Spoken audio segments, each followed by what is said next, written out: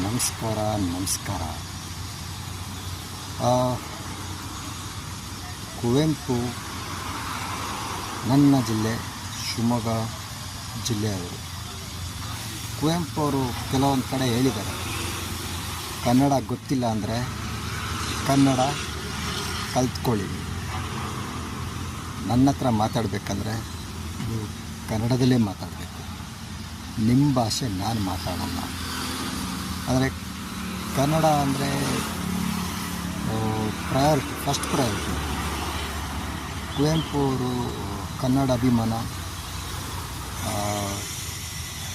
ಬೇರೆ ಎಲ್ಲ ಕವಿಗಳಿಗೆ ಎಲ್ಲರಿಗೂ ಭಾಷೆ ಮೇಲೆ ಅಭಿಮಾನ ಇರುತ್ತೆ.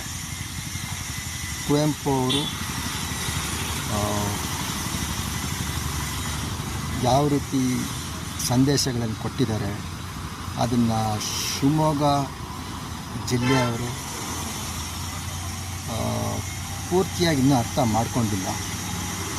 ಕೆಲವರಿಗೆ ಕುವೆಂಪುಗಳ ಕೆಲವೊಂದು ನಾಟಕಗಳು, ಕತೆ ಓದಿರ್ತಾರೆ. ಕುವೆಂಪು ಅವರ ಮಂತ್ರ ಮಾಂಗಲ್ಯ, ಸಿಂಪಲ್ಲಾಗಿ ಮದುವೆ ಆಗಬೇಕು ಅಂತೆಲ್ಲ ಹೇಳಿರೋದು, ಅದನ್ನೆಲ್ಲ ಯಾರು 100ರಲ್ಲಿ 10-20 ಜನ ಕೂಡ ಫಾಲೋ ಮಾಡೋದಿಲ್ಲ.